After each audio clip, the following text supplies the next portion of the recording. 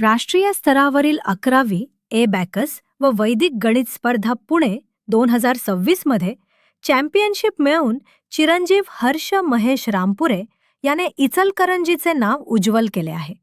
या उल्लेखनीय यशाबद्दल हार्दिक अभिनंदन व भविष्यातील वाटचालीस मनपूर्वक शुभेच्छा. शुभेच्छुक धर्मराज तरुण मंडर व मित्र परिवार इचलकरंजी. नमस्कार. जाणून घेऊयात आजच्या ठळक घडामोडी. हुपरीच्या राजकारणात खळबळ. नगरसेविका माधुरी मुधारे यांचे जात वैधता प्रमाणपत्र अवैध. हुपरी नगर परिषदेच्या राजकारणात मोठी खळबळ उडवणारी घटना समोर आली असून प्रभाग क्रमांक 9 मधील भाजपच्या नगरसेविका माधुरी सुनील मुधारे यांचे जात वैधता प्रमाणपत्र अवैध ठरवण्यात आल्याची माहिती समोर आलीय. या निर्णयामुळे हुपरीतील राजकीय वातावरण तापले असून आगामी काळात नगर परिषदेच्या सत्ता समीकरणांवर त्याचा परिणाम होण्याची शक्यता व्यक्त केली जाते.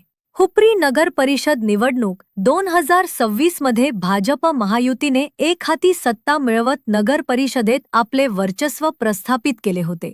मात्र सत्ताधारी गटामध्ये अंतर्गत मतभेद आणि समन्वयाचा अभाव असल्याची चर्चा मागील काही दिवसांपासून सुरू होती. अशातच नगरसेविका माधुरी मुधारे यांच्या जात वैधता प्रमाणपत्राबाबत आलेल्या निर्णयामुळे राजकीय घडामोडींना वेग आलाय. विशेष म्हणजे 4 दिवसांपूर्वीच पट्टण कोडोली मतदारसंघातील जिल्हा परिषदेचे भाजप सदस्य महेश दरगोंडा पाटील यांचेही जात वैधता प्रमाणपत्र अवैध ठरल्याची घटना घडली होती.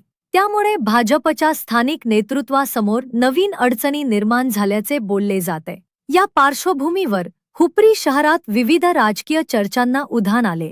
नगर परिषदेतील सत्ता समीकरण बदलण्याची शक्यता व्यक्त केली जात असून विरोधकांना यामुळे राजकीय बळ मिळू शकते अशी चर्चा राजकीय वर्तुळात रंगलीय. काही जाणकारांच्या मते या घडामोडींमुळे नगर परिषदेमध्ये भविष्यात मोठी राजकीय उलथापालथ होण्याची शक्यता नाकारता येत नाही. दरम्यान या निर्णयानंतर आमदार आवाडे यांच्या नेतृत्वाखालील सत्ताधारी गटाच्या राजकीय ताकदीवर परिणाम होऊ शकतो अशी चर्चा शहरात सुरू झालीय. विरोधकांनी या घडामोडीला मोठे राजकीय यश मानल्याचे बोलले जात असले तरी याबाबत अधिकृत प्रतिक्रिया अद्याप समोर आलेली नाही.